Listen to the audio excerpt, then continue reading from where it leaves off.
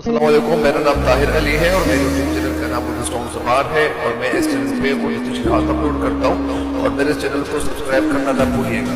बिस्मिल्लाहिर्रहमानिर्रहीम, अस्सलाम वालेकुम डियर स्टूडेंट्स, उम्मीद है आप लोग ठीक होंगे और आप लोगों की ज़िंदगी खुशियों के साथ गुजरी होगी। तो आप लोगों को लिए चलता हूँ मौलाना शिबली नुमानी की तरफ और ये इनके हवाले से ये टॉपिक अपलोड करता हूँ, ये तनक़ीदी जायज़ा, ताकि आप लोग इससे इस्तेफ़ादा करें।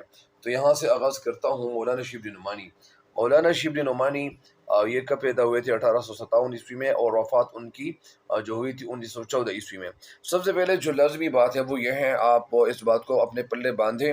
सबसे जो ज़रूरी बात है वो यह है कि अगर सर सैयद अहमद खान का ज़िक्र आना है या किसी और का ज़िक्र आना है, अल्ताफ़ हसन हाली का ज़िक्र आना है, तो आप लोगों को ये पता चलाना चाहिए कि जिस तरह मौलाना शिबली नुमानी 1857 ईस्वी में पैदा हुए थे, तो इससे जो 20 साल मतलब इन्हें वो बड़े थे तो मौलाना अल्ताफ़ हसन हाली थे। मौलाना अल्ताफ़ हसन हाली से जो 20 साल बड़े थे तो वो सर सैयद अहमद खान थे।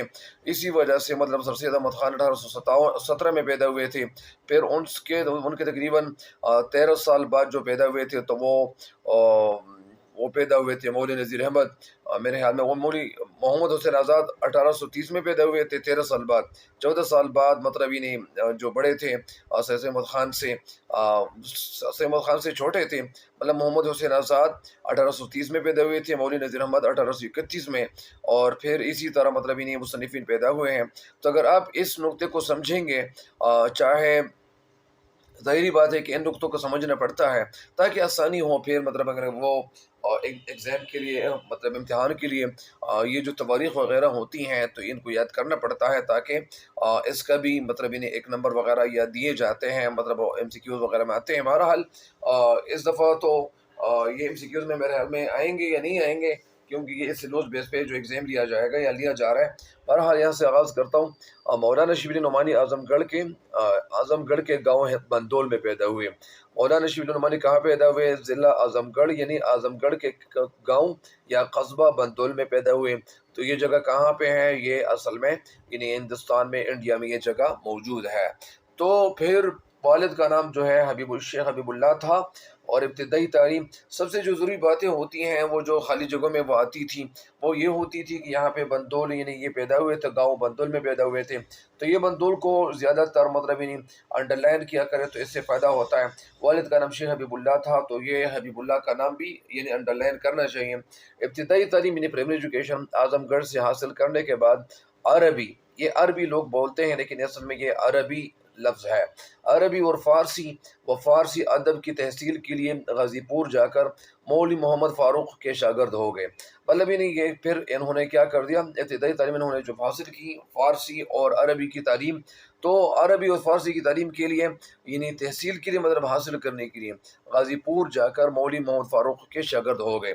उन्होंने हुसूली तालीम, हुसूल का मतलब यानी हासिल करना, तालीम का हासिल करना, उन्होंने हुसूली तालीम के लिए दूर दराज के सफ़र किए। दूर दराज मतलब यानी वो जगह जो दूर हो। और तालीम की तकमील के बाद एक बात ये भी है कि पुराने दौर में, मुझे एक नुक्ता यहाँ पे मैं समझाने जा रहा हूँ, नुक्ता कुछ मेरे ज़हन में यही आया है कि पुराने दौर में लोग ज़्यादा दूर दूर तक तालीम हासिल करने के लिए जाते थे, लेकिन आजकल एक बड़ी नेमत अल्लाह ताला ने हमें दी हुई है और हमारे बिल्कुल करीब है, मोबाइल के अंदर ही है। तो ये एक अल्लाह ताला की बड़ी नेमत है, लेकिन इस नेमत को ज़्यादातर लोग ऐसे भी हैं कि इससे फ़ायदा नहीं उठा रहे। अगरचे ये नेमत बहुत ज़्यादा आसान है और ये नेमत दूर नहीं होती, ये बहुत करीब है, लेकिन हम मतलब उस नेमत को देखने की कोशिश ही नहीं करते। अगर मिसाल के तौर पर आजकल अगर किसी चीज़ में उलझन है तो यूट्यूब पे सर्च कर लें, यूट्यूब पे नहीं मिलेगी तो फिर वो किताब, अगर आपको किताब मिलनी चाहिए तो गूगल पे आप सर्च कर लें, बहुत सारी यानी लाखों करोड़ किताबें, बल्कि करोड़ से भी ज़्यादा ये किताबें उसमें मौजूद है। तो लोग अगर देखेंगे तो ज़्यादातर वो किताबें डाउनलोड कर सकते हैं, फ़ायदा उठा सकते हैं। तो बहरहाल बात ये है कि पुराने दौर में लोग तालीम हासिल करने के लिए दूर दराज का सफ़र करते थे, बहुत दूर दूर तक वो जाते थे, सफ़र करते थे। क्यों सफ़र करते थे? उनको ये एहसास भी होता था कि यार मैं बहुत दूर से आया हुआ हूँ और लिहाजा जब मैं दूर से आया हुआ हूँ, लिहाजा मैं अपने दोस्तों को, अपने भाइयों को, अपने घर वालों को मैं छोड़ आया हूँ, तो लिहाजा मुझे तालीम हासिल करनी ही चाहिए। लेकिन एक वजह ये भी थी कि उस वक़्त मोबाइल वगैरह ये चीज़ें तो थी नहीं, तो जब ये चीज़ें नहीं थी तो ज़्यादातर लोगों का जो मतलब एक मशग़ला था वो ज़्यादा किताबें पढ़ने में پڑھنے میں یعنی اپنا وقت گزارتے تھے۔ بہرحال تعلیمی تکمیل کے بعد انہوں نے وکالت شروع کی۔ تکمیل کا مطلب یعنی تعلیم مکمل کرنے کے بعد انہوں نے یعنی یہ وکالت شروع کی، لائر بن گئے اور کچھ عرصہ امین دیوانی کی حیثیت سے کام کیا۔ عرصہ مطلب یعنی کچھ ٹائم، کچھ وقت۔ امین دیوانی کا مطلب ہے نہیں سلطنت کی جو آمدنی وصول کرنے والا، اس کو امین دیوانی کہتے ہیں۔ مطلب یعنی وہ شخص جو یعنی سلطنت کا وغیرہ کام کرنے والا ہوتا ہے یا پیسے وصول کرنے والے ہوتے ہیں، تو آمدنی یعنی وصول کرنے والا شخص۔ لیکن جلد ہی طبیعت اچاٹ ہو گئی۔ طبیعت اچاٹ کیوں ہو گئی؟ یعنی طبیعت میں بدمزگی پیدا ہو گئی۔ کیوں؟ مزاج میں، طبیعت کے معنی ہے مزاج۔ سرسید ملاقات کے بعد وہ علی گڑھ کالج میں پروفیسر مقرر ہو گئے۔ شبلی نعمانی نے محترم ممالک کے سفر بھی کیے ہیں۔ علی گڑھ کالج سے علیحدگی کے بعد مطلب یعنی جب علیحدہ ہو گئے، الگ ہو گئے، انہوں نے دارالمصنفین کی بنیاد رکھی۔ دارہ کا مطلب ہے یعنی جگہ، مصنف یعنی جو جگہ جہاں پہ کتابیں تصنیف کی جاتی ہیں۔ یہ ادارہ اسلام اور اسلامیات کے لیے ممتاز تھا۔ یہ جو جگہ تھی تو یہ ادارہ اسلام اور اسلامیات کے لیے ممتاز تھا۔ ممتاز مطلب نمایاں، اچھا، یعنی یہ بہت اچھی جگہ تھی۔ شبلی نعمانی ایک نابغہ روزگار ہستی تھے۔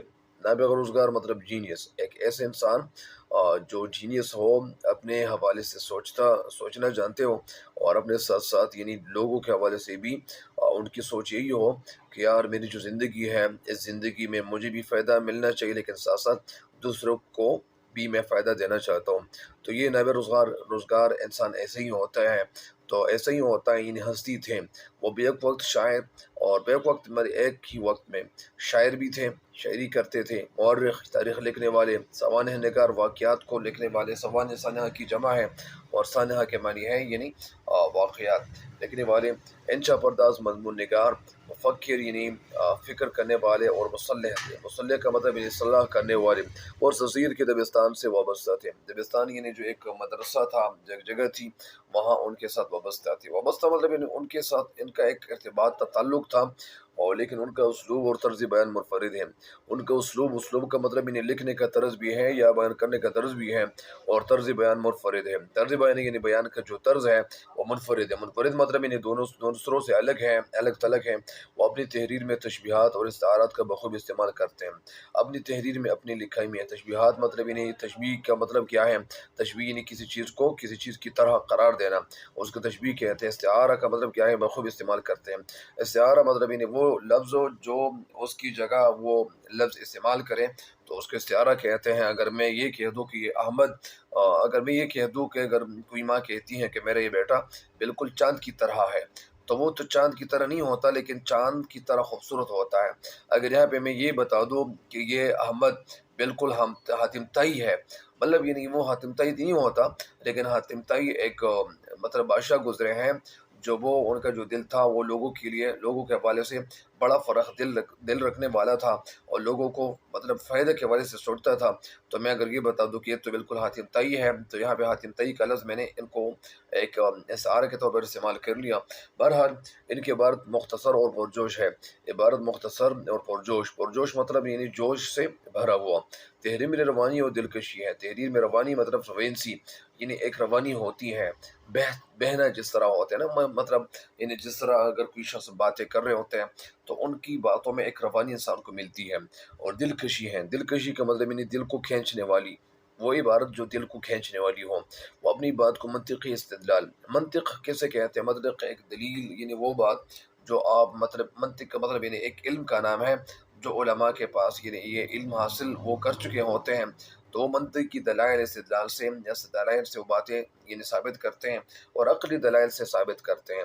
ان کو اردو کا پہلا عقلی دلائل دلیل کی جمع عقلی مطلب یعنی عقل کے ذریعے، ان کو اردو کا پہلا مورخ ہونے کا اعزاز بھی حاصل ہے۔ اور مورخ مطلب تاریخ لکھنے والے، اعزاز حاصل ہے۔ ان کی تاریخ نگاری کی بنیاد تحقیق اور سند پر ہے۔ ان کی جو تاریخ نگاری ہے کی بنیاد تحقیق اور سند پر ہے۔ سند مطلب یعنی وہ ایسی بات بتاتے ہیں جس کی سند موجود ہو۔ تحقیق انہوں نے جو کی ہوئی ہے، ان کا سب سے بڑا کارنامہ سیرت النبی صلی اللہ علیہ وسلم ہے۔ اور یہ جو سیرت النبی صلی اللہ علیہ وسلم جو یعنی جو کتابیں ہیں کئی جلدوں پہ مشتمل ہے، تو یہ کتاب انہوں نے ان کا آغاز کیا ہوا تھا، اگرچہ وہ اس تصنیف کو اپنی زندگی میں مکمل نہ کر سکے، اگرچہ یہ جو تصنیف انہوں نے شروع کی ہوئی تھی، یہ جو کام شروع کیا ہوا تھا، تو یہ ان کی زندگی میں انہوں نے مکمل تو نہیں کی اور یہ کام مکمل نہیں کیا، لیکن اور ان کی وفات کے بعد ان کے جو ہونہار شاگرد تھے سید سلمان ندوی، تو سید سلمان ندوی نے اس کی تکمیل کی۔ ظاہری بات ہے کہ یہ جو مواد انہوں نے جمع کیا ہوا تھا مولانا شبلی نعمانی نے، تو اس مواد کو مطلب یعنی ظاہری بات ہے کہ شاگرد اور ٹیچر اس میں اتنا زیادہ فرق تو وہ ہوتا ہے، لیکن اصل میں جو ٹیچر تھے جو مولانا شبلی نعمانی، تو ان کی شاگرد نے ان کی ساری باتیں مطلب یعنی سیکھی ہوئی تھی، اٹھنا بیٹھنا ہوتا ہے، اور مدرسے میں جب یعنی ایک عالم پڑھا رہے ہوتے ہیں تو ظاہری بات ہے کہ ان سے لوگ زیادہ استفادہ کرتے ہیں، تو انہوں نے جو یعنی محنت کی ہوئی تھی، تو اس محنت کی جو تکمیل کی ہوئی تھی وہ سید سلمان ندوی نے کی تھی۔ تو وجہ کیا تھی کہ کچھ مواد یعنی انہوں نے مواد جمع کیے ہوئے تھے، اور پھر ان کے شاگرد بھی تو شاگرد ہی تھے، تو شاگرد زیادہ تر یعنی جو اپنے استاد ہوتے ہیں، اساتذہ ہوتے ہیں، تو ان سے فائدہ لینا ان کے لیے کوئی مشکل کام نہیں ہوتا ہے۔ بہرحال ان کی تصانیف کے نام یہاں پہ یہ ہیں، یہ تو کم تصانیف ہے، ان کی تصانیف اتنی نہیں ہے کہ بہت زیادہ ہے، تصانیف یہاں پہ تقریباً 4 تصانیف کا ذکر کیا گیا، 5 تو سیرت النبی صلی اللہ علیہ وسلم، الفاروق، المامون، الغزالی، سیرت النعمان اور شعر العجم وغیرہ، تو یہ تو کم تصانیف ہے، لیکن زیادہ تصانیف یعنی میں نے وہ کتاب بھی وہ پڑھی ہوئی ہے، جو یعنی جو 9th کی کلاس کی کتاب ہے، تو اس کتاب میں یہ تصانیف زیادہ یعنی ان میں ذکر کیے گئے ہیں۔ بہرحال اس کے بعد انشاءاللہ وہ جو سبق ہے آغاز وہ کریں گے، کہاں سے کریں گے؟ مسلمانوں کا قدیم طرز تعلیم، تو اس حوالے سے انشاءاللہ میں ویڈیوز اپلوڈ کرتا جاؤں گا تاکہ آپ لوگ اس سے استفادہ کریں۔ تب تک کے لیے مجھے دیجیے کہ اجازت، اللہ نگہبان۔